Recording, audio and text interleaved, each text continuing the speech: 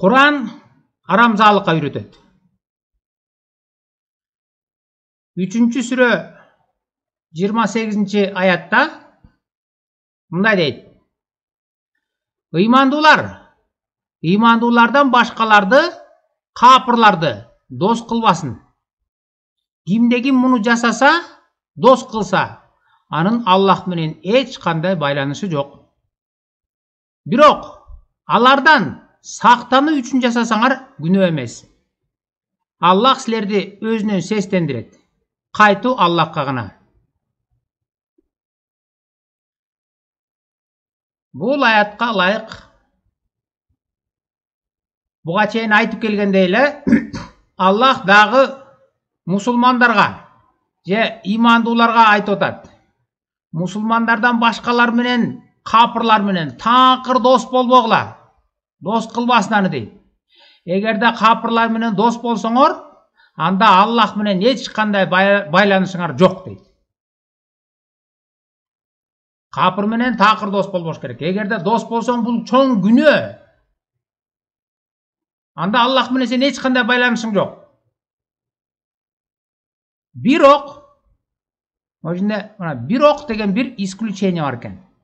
Бирок алардан сактануу үчүн жасасаңар күнөө эмес дейт.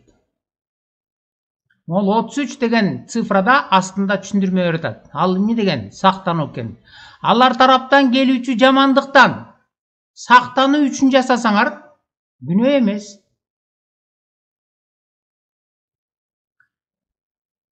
Муну кандай түшүнсөк болот? Азыркы 21-ci кылымда мусулмандар өзүнчө бир мамлекет болуп, ал эми мусулман эместердин баары тең өзүнчө бир мамлекет болуп, ана мусулмандар таптакыр мусулман эместер менен, капырлар менен дос болбой, эч бир алакка түшпөй, соода сатык кылбай, саясий, маданий эч кандай алакка түшпөй өзүнчө жашоо мүмкүн эмес да. Казыр бардык мамлекеттер бири-бири менен алакка түшөт. Соода тармагында, саясий, маданий жана башка тармактарда. Анан анда кандай кылып жашаш керек? Бүгүнкү күндө ислам мамлекеттеринен Сирия, Ливия, Афганистан, Пакистан, Египет жана башка мамлекеттеринен миллиондогон мусулмандар Европага барып качкын макамын алып, Америкада канчасы жашап жүрөт. Ошолордун христиандардын нанын жеп, мамлекетинде жашап, көбүнчөсү башпаанеге алып, анткени өз мамлекеттеринде тынчтык жок, согуш, жакырчылык, жетишпеген, эркиндик жок. Мамлекет болгондуктан ошол Европадагы христиан мамлекеттерине барып башпаанеге алып, миллиондогондор жашап жүрөт. Ал эле эмес, биздин Кыргызстан, Өзбекстан, Тажикстандан миңдеген адамдар Россияда иштеп жүрбөйбү? Ошол жактан өздөрү эле эмес, үй бүлөсүн дагы камсыз кылып, жумуш менен камсыз болуп, ошол жактан өзү эле эмес үй бүлөсүн дагы багып. Ал эми Аллах айтып атпайбы? Такыр капырлар менен, орустар менен, европалыктар менен, америкалыктар менен таптакыр дос кылбасын. Эгер дос болсоңор, анда Аллах менен эч кандай байланышыңар жок деп атпайбы? Анда кандай кылыш керек? Анда Аллах бул аятта исключение берди. Бирок деген, бирок алардан сактануу үчүн жасасаңар күнөө эмес дейт. Алар тараптан келүүчү жамандыктан деп коюптур. Башкача айтканда, силер алардын мамлекетинде жашап, алыңар жетпейт да. Эгерде аяктан барып дагы Аллахтын айткан көрсөтмөсү боюнча күч менен исламга алып киребиз, кабыл алдырабыз, башыңарды кыя чабабыз, каныңарды төгөбүз десеңер, анда эмне кылат? Анда ошо замат алар депортация кыла берет. Анан андай учурда эмне кылыш керек экен? Демек андайда дос болсоң күнөө эмес дейт. Ошондо дагы бул досу кандай экен, ал кандай? Арамза жолу менен дос болсоң күнөө эмес дейт, арамза болушуң керек дейт. Кээ бириңер ойлошуңар мүмкүн, бул бизге Куранды тетири түшүндүрмө берип бурмалап атат деп. Биз анда белгилүү алым Ибн Касирдин так эле ушул 3-сүрө 28 аятка берген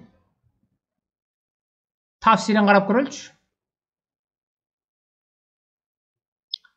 Мына Ибн Касирдин тафсири, Ибн Касир 3-сүрө 28 аят. Анда баарын окубай эле коелук.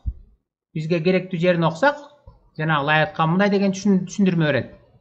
Аллах сказал следующее: если вы действительно не деп Google которду, туура эмес которуп койгон, не деген сөз жок. Боитесь опасности от них.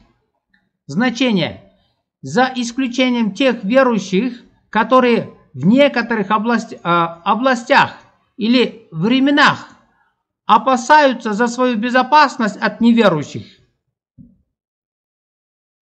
В этом случае таким верующим разрешается проявлять дружбу с неверующими внешне, но не внутренне. Эгер мусулмандар мусулман эместерден, капырлардан келчү коркунучка дуушар болуп атса, мисал келтирип айтсак, алардын мамлекетинде жашап алың жетпей атса, анда алар менен сыртыңан дос болуп койсоң болот дейт. Бирок эч качан ичиңен эмес, чын жүрөктөн эмес, тышыңан ганакей. Андан ары дагы түшүндүрүп берип атат. Например, дейт, мисалы, мы улыбаемся в лицо некоторым людям, хотя наши сердца проклинают их.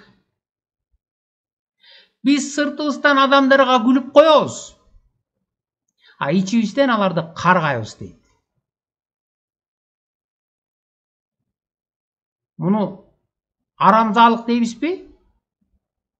Же эмне дейбиз? Сыртыңан күлүп коесуң, аларды менен дос болбошуң керек. Анткени дос болсоң Аллах менен эч кандай байланышың жок да. Ошондуктан аларды жек көрүп гана туруш керек, күч менен исламга алып келиш керек, коркутуш керек. Бирок эгерде алың жетпей атса, алардан келчү жамандыктан коркуп атсаң, анда сыртыңан күлүп кой дейт. А ичиңен аларды карга дейт. Муну арамзаалык дейт. Мындай мамилени арамзаалык дейт. Биз ошол арамзаа деген сөзгө кыргыз тили кандай, кыргыз тилинин түшүндүрмө сөздүгү кандай аныктама берет экен карап көрөлүчү. Арамза дейт. Биринчи мааниси арам ойлуу, ичи бузук. Экинчи мааниси анткорлук, кытмыр ойлуулук, сыртынан ниети дурус сыяктуу көрүнгөн менен ичинен арам ниетте болуучулук. Бул эмелеки Ибн Касирдин берген түшүндүрмөсүнө кандай үндөш болуп атат. Мына бул жерде бул айтып атпайбы Ибн Касир, Мы улыбаемся в лицо некоторым людям, хотя наши сердца проклинают их. Биз сыртыбыздан күлүп коебуз, ичибизден аларды каргайбыз дейт. Анан Куран мынтип ошого үйрөтүп атат. Ошол берген эмелеки биз окуган аятка түшүндүрмө берип атат. Мына аны ушундай деп түшүнүп, анан ушундай колдонуш керек деп үйрөтүп атат. Мына бул аятта имандуулардан башкаларды, капырларды дос кылбасын. Кимде ким муну жасаса, дос кылса, анын Аллах менен эч кандай байланышы жок. Анда Аллах аны кабыл албайт. Сен капырлар менен дос турбайсыңбы дейт. Бирок бир исключение бар. Алардан сактануу үчүн жасасаңар күнөө эмес.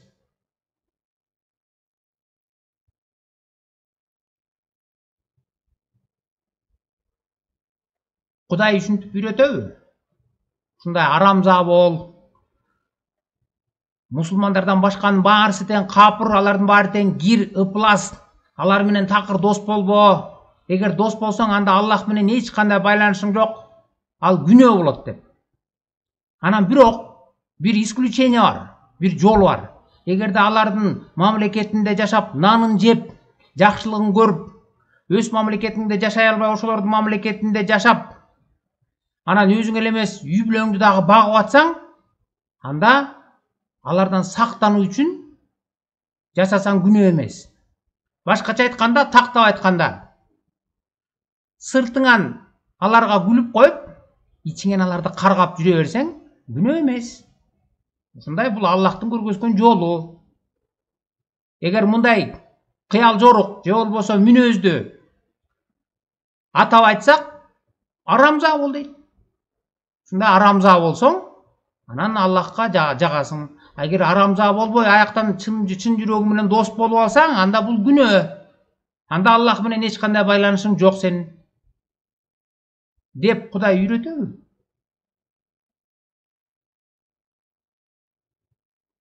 Орусча все познается в сравнении дейт. Бардыгын салыштырганда анан билинет да.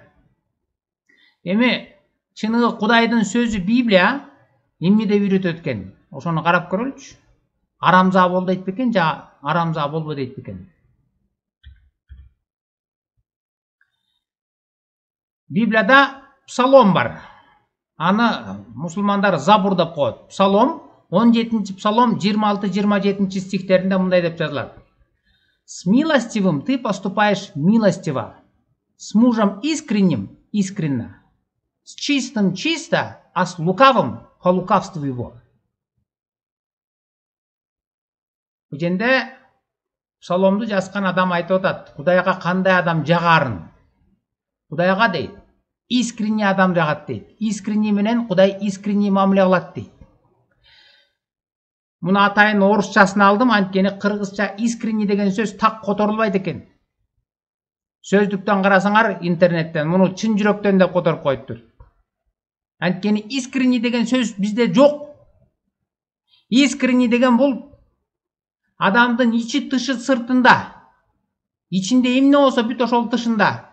Ачуусу келсе дагы, кубанса дагы, кайгырса дагы, жаман көрүп атса дагы, жакшы көрүп атса дагы, ошол бүт ичинде эмне болсо ошонун баарысы тең тышында болгонду искренний дейт. Жана Кудайга ошондой адам жагат, ошондой мамиле. Ошон үчүн айтып атат, искренний адамга Кудай сен дагы искренний мамиле жасайсың. Таза адамга сен дагы таза мамиле кыласың. Ал эми лукавый адамга сен лукавый мамиле жасайсың дейт. Лукавый деп шайтанды дагы айтат Библияда. Лукавый деген жанагы биз айткан арамза деген сөзгө үндөш. Ал котур ташын койнуна катып, ичинде арам ой менен жүрөт. Ошону лукавый дейт. Арамза дейт. Андайды Кудай жек көрөт. Кудай тескерисинче айтат, мондай искренний бол дейт. Эгер искренний болсоң, мен дагы сага ошондой искренний мамиле жасайм дейт. Кудай эч качан айтпайт, момундай болуп, капырлар менен дос болбо, эгер дос болсоң Аллах менен эч кандай байланышың жок. Бирок алардын мамлекетинде жашап, мисалга алганда, алардан сактануу иретинде жашасаң, айлаң жок. Анда күнөө эмес. Аны кандайча түшүнөт десе, түшүндүрмөсүн берип атат. Ибн Касир, сыртыңан күлүп кой дагы ичиңен карга дейт. Жөн эле жек көрмөс, карга дейт. Муну арамзаалык дейт. Мына Курандын окутуусу. Ушундай арамза болуп жашасаң, анан туура Аллахтын айтканы менен болосуң дейт. Аллах менен байланышың болот ошондо дейт.